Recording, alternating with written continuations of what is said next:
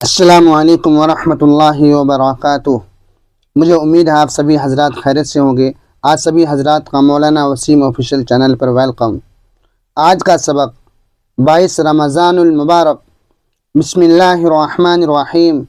ہر ایک کا دوسرے کو ترجیح دینا۔ علامہ واقدی رحمۃ اللہ علیہ کہتے ہیں کہ میرے دو دوست تھے، ایک ہاشمی اور ایک غیر ہاشمی۔ ہم تینوں میں ایسے گہرے تعلقات تھے کہ ایک جان تین قالب تھے۔ میرے اوپر سخت تنگی تھی۔ عید کا دن آ گیا۔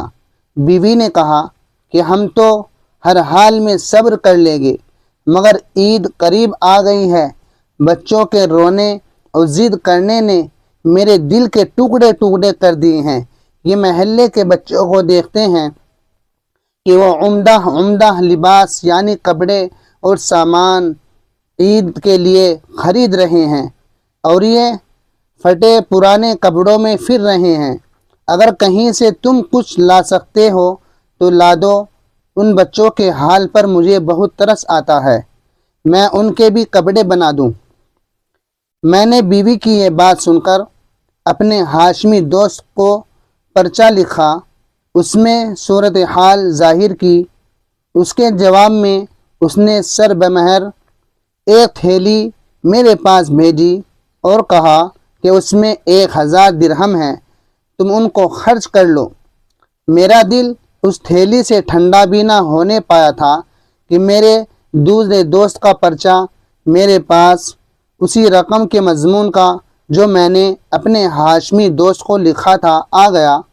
میں نے وہ تھیلی سر بمہر اس کے پاس بھیج دی اور گھر جانے کی ہمت نہ ہوئی۔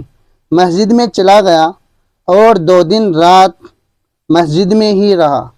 شرم کی وجہ سے خالی ہاتھ گھر جانے کی ہمت نہ ہوئی۔ تیسرے دن میں گھر گیا اور بیوی سے سارا قصہ سنا دیا۔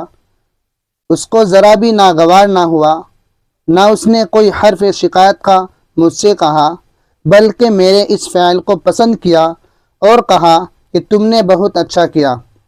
میں ابھی یہ بات ہی کہہ رہا تھا کہ میرا وہ ہاشمی دوست وہی سر بمہر تھیلی ہاتھ میں لیے ہوئے آیا اور مجھ سے پوچھنے لگا کہ سچ سچ بتاؤ اس تھیلی کا کیا قصہ ہوا۔ میں نے اس کو واقعہ سنا دیا۔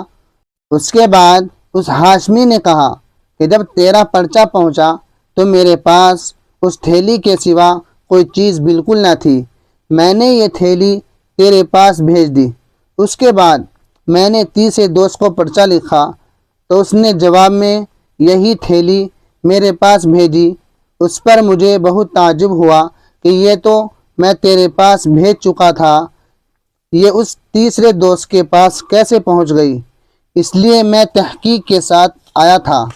واقدی رحمۃ اللہ علیہ کہتے ہیں کہ ہم نے اس تھیلی میں سے 100 درہم تو اس عورت کو دے دیے اور 900 درہم ہم تینوں میں آپس میں بانٹ لیے۔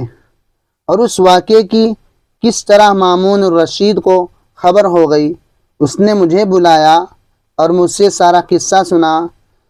اس کے بعد مامون الرشید نے 7000 درہم دیے، 2000 ہم تینوں کو اور 1000 عورت کو۔ اللہ تبارک و تعالی ہم تمام مسلمانوں کو ایک دوسرے کی ضرورتوں کو سمجھنے کی